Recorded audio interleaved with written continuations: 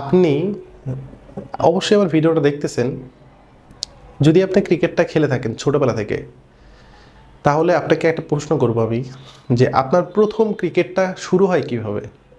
Obviously short pitch বা এরকম একটা ক্রিকেটটা শুরু হয়, যেখানে হচ্ছে প্রথম নিয়মটা ছিল হচ্ছে এরকম যে আমরা যদি ক্রিকেট ম্যাচ খেলা শুরু করি তাহলে প্রথম নিয়মটা এরকম ছিল হচ্ছে যে ছক্কা মারলে আউট। কারণ আমাদের ওইরকম কোনো পর্যাপ্ত কোনো মাঠ নেই, বা বল যে কুড়িয়ে নিয়ে আসবে কেউ এরকম কিন্তু কেউ কেউ কিন্তু নেই। সো প্রথম নিয়মটা হচ্ছে ভাই ছক্কা মারলে আউট, এটা হচ্ছে প্রথম নিয়ম। দ্বিতীয় নিয়ম হচ্ছে যে খেলার মধ্যে যেভাবেই খেলো না কেন, তুমি যদি প্রত্যেক বলে হিট করতে না পারো, তোমার ব্যাটিং করার কোনো দরকার নেই। তো এগুলো দিয়ে যখন একটা আপনার ছোটোবেলার ক্রিকেটটা শুরু হয়, তাহলে ভাই আপনি যখন বড় লেভেলে যাবেন আপনার টেন্ডেন্সি এর থেকে বাইরে বের করা। কারণ আমরা সবাই জানি ছোটোবেলায় একটা মানুষ যা শিখে বড়োবেলায় গিয়ে বা বড় যখন হয় তখন সেগুলো সে খুব ইজিলি চেঞ্জ করতে পারে না। দেন তারপরে একটা ক্রিকেটার হয়তো একটা ক্লাবে ভর্তি হলো বা সেখানে খেলার একটা সুযোগ বা অপরচুনিটি পেলো উইদাউট বিকেএসপিকে আমরা এক সাইডে রেখে দিলাম। আপনি শেখ জামাল বলেন বা শাইনপুকুর ক্রিকেট ক্লাব বলেন বা প্রাইম ব্যাংক ক্রিকেট ক্লাব, মানে যতগুলো ক্রিকেট ক্লাব আছে বর্তমানে বাংলাদেশের ভালো পর্যায়ে, এগুলোতে গিয়ে আপনি দিনের পর দিন প্র্যাকটিস করতে পারবেন, বাট চাইলে একটা ম্যাচ খেলতে পারবেন না আপনি, কারণ মাঠ নেই। ম্যাচ প্র্যাকটিস যে কত বড় একটা ক্রিকেটারের জন্য হেল্পফুল সেটা কিন্তু তারাই জানে যারা ম্যাচ প্র্যাকটিস করতে ওইরকম পর্যাপ্ত পরিমাণ কোনো মাঠ পায় না। আপনি 3-4 ঘন্টা প্র্যাকটিস করলেন, আপনার সব কিছু ঠিক আছে, বাট আপনি ম্যাচ প্র্যাকটিস করতে পারতেছেন না, তাহলে আপনার এই 4-5 ঘন্টা প্র্যাকটিস করে কোনো লাভ নেই। এর থেকে আপনি 1 ঘন্টা প্র্যাকটিস করলেন, একটা ম্যাচ খেললেন, এটা সবচেয়ে বেশি কাজে দিবে। বাট সেটা কিন্তু বাংলাদেশ ক্রিকেটের সুযোগ নেই, আদৌ সুযোগ নেই। যদিও বাংলাদেশ ক্রিকেট বোর্ডের এই মুহূর্তে নিজস্ব কোনো ভেন্যু নেই, যতগুলো ভেন্যু তাদের আছে সবগুলো হচ্ছে জাতীয় ক্রীড়া পরিষদের, তাদের থেকে লিজ নিয়ে বাংলাদেশ ক্রিকেট চালাচ্ছে। তাহলে এত বড় ক্রিকেট বোর্ড হয়ে আমাদের লাভটা কি? এই টাকাগুলো কাদের পকেটে যাচ্ছে সেটা আপনি আমি সবাই জানি। যারা ক্রিকেটকে বোঝে না, যারা ক্রিকেট জীবনে খেলেই নি, তারা হচ্ছে পরিচালকের চেয়ারটা বসে আছে, তারা হচ্ছে কোচ নির্বাচন করতেছে, তারা হচ্ছে নির্বাচক কারা হবে তাদেরকে নির্বাচন করতেছে। এই হচ্ছে বাংলাদেশ ক্রিকেটের ইনফ্রাস্ট্রাকচার। সো এইখান থেকে আপনি কেমনে একটা ভালো বিগ হিটার চান, আপনি কেমনে সূর্যকুমার যাদব বের করতে চান, এখানে কেমনে একটা শুভমন গিল বের করতে চান, এখানে কেমনে চাইলে জ্যাক ফ্রাজার ম্যাকগ্রুর মতো একজন প্লেয়ার বের করতে চান, বা আপনি চাইলে কেন হচ্ছে ইংল্যান্ডের মতো বেসবল ক্রিকেট খেলতে চান, বা আপনি চাইলে কেন অস্ট্রেলিয়ার মতো বছরের পর বছর যদি খারাপও খেলে তারা আইসিসি ট্রফি কিন্তু ঠিকই জিতে যায়।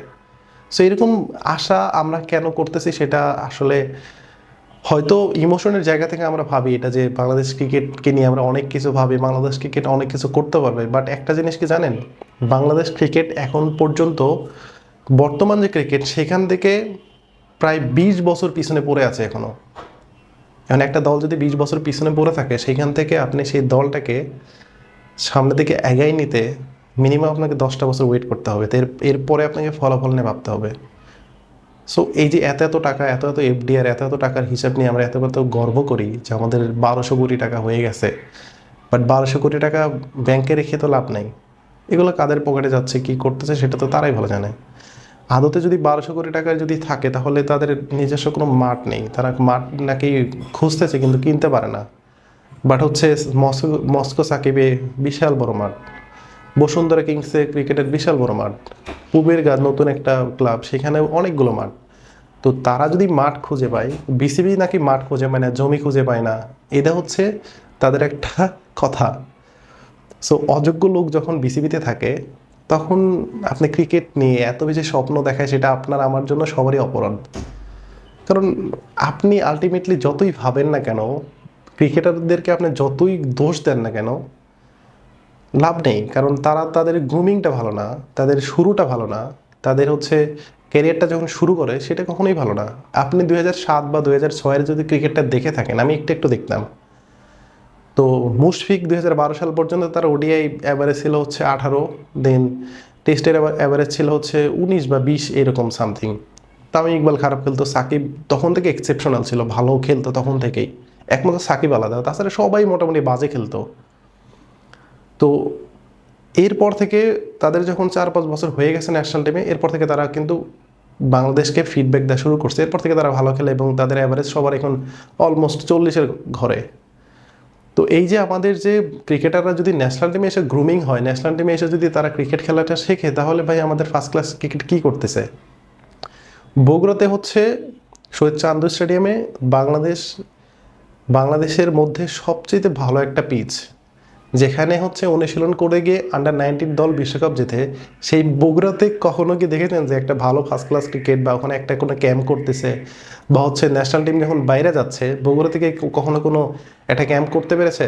যেখানকার উইকেট এত ভালো, যেখানকার গ্রাউন্ড এত ভালো, এই সব গ্রাউন্ডকে আমরা ইউজ না করে আমরা ইউজ করি হচ্ছে মিরপুরে, যেখানে আমাদের টেন্ডেন্সি হচ্ছে টি-20 ম্যাচ 130 থেকে 40, ওয়ানডে ম্যাচ 220 থেকে 230।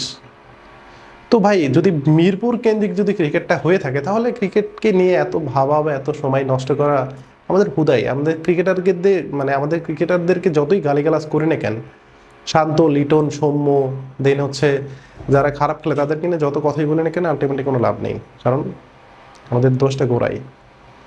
সো আই থিঙ্ক আমার ভিডিওটা অবশ্যই সবাই বুঝতে পেরেছেন আমি কী নিয়ে কথা বলতে চাচ্ছিলাম।